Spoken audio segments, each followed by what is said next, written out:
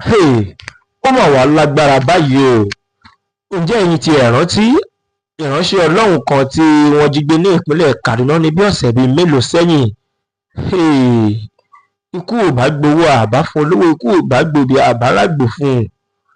Arákùnrin ọ̀hún tí orúkọ rẹ̀ ń jẹ́ Venerable Evangelist Edwin Achimọ ni ó mà ti gba ẹ̀kúrújẹ lọ́wọ́ ẹbọra sínú àhámọ́ àwọn ajínigbé.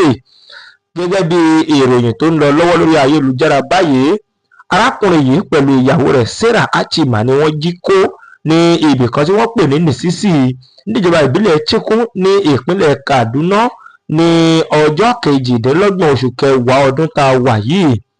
Ṣùgbọ́n gẹ́gẹ́ bí ìjínigbé ọ̀hún tí wọ́n kọ́kọ́ fi léde, wọ́n ní wípé ọjọ́ 29 October 29 òun ni àwọn ajínigbé yìí ni wọ́n fi àwọn àwòrán ránṣẹ́ sí àwọn mọ̀lẹ́bí arákùnrin ọ̀hún tí wọ́n sọ wípé àwọn gba owó kan tó jẹ́ 600 million lọ́wọ́ wọn fún owó ìgbàsílẹ̀ ìdóòlà ẹ̀mí tí wọ́n pè ní ransom.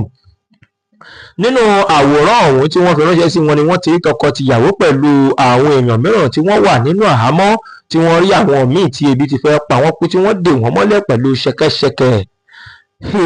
Eléyìí mà wá bani lọ́kàn jẹ́.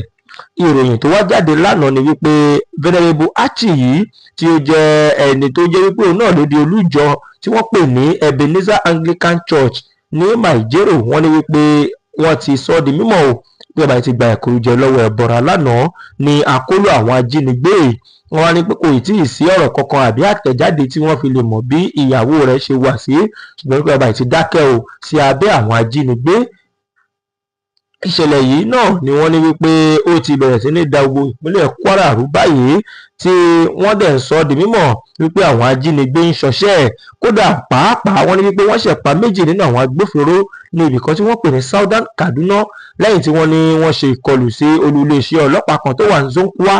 Ibẹ̀ gangan náà ni wọ́n ní apá rẹ̀ yẹn fẹ́ẹ́ bọ́ síbi Zango ní Kataf, ìjọba ìbílẹ̀ Kataf òun ni wọ́n pè o.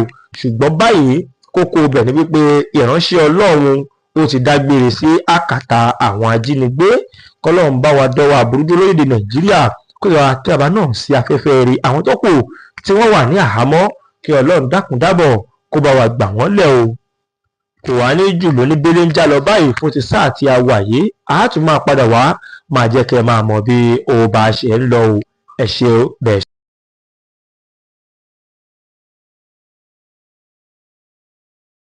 Ilé iṣẹ́ kan wà tó máa ń gbóhùn sáfẹ́fẹ́. Ilé iṣẹ́ kan wà tó máa ń gbóhùn sáfẹ́fẹ́. Owutu FM Ìkòròdú náà kalẹ̀ sí. Bẹ́ẹ̀ bá fẹ́ polówó ọjà ẹ lọ bá mi rí wọn. Ìṣílẹ̀ lẹ fẹ́ ṣe, ìpolówó ọjà lẹ fẹ́ ṣe, ìyàwó lẹ fẹ́ ṣe, ẹ máa lọ sí Owutu. Àwọn náà ṣe bẹbẹ, ẹ lọ gbẹ́nu sí máìkì lọ́dọ̀ àwọn Owutu. Owutu ṣe bẹbẹ, Ìgbólóhùn ni wọ́n wà nílùú Ìkòròdú. Ó yẹ má yí kúrò bẹ́ẹ̀ yẹn, bá mi, bàbá mi, ẹ̀gbọ́n mi, àbúrò mi. Owutu FM ní kẹ́ máa gbọ́ ní gbogbo ìgbà. Iléeṣẹ́ kan àrà ọ̀tọ̀ tí wọ́n ń gbóhùn sáfẹ́fẹ́, gbogbo nǹkan yóò fẹ́ ṣe ẹ lọ bá wọn. Wọ́n pè fẹ́ polówó ọjà ní, ẹ fẹ́ tajà ní, ẹ fẹ́ bá wọn dòwò pọ̀ ní, lóríṣiríṣi ní, ìṣílẹ̀ ní, ilẹ̀ lẹ́fẹ́ tà ní, kódà tó bá rẹ̀ yín jẹ, ẹ máa bọ̀ l'Owutu FM kẹ́ wá gbẹnu sí máìkì. Thank you very much. Owutu ni o. Kindly subscribe to our YouTube channel, Owutu FM Lagos. Bye.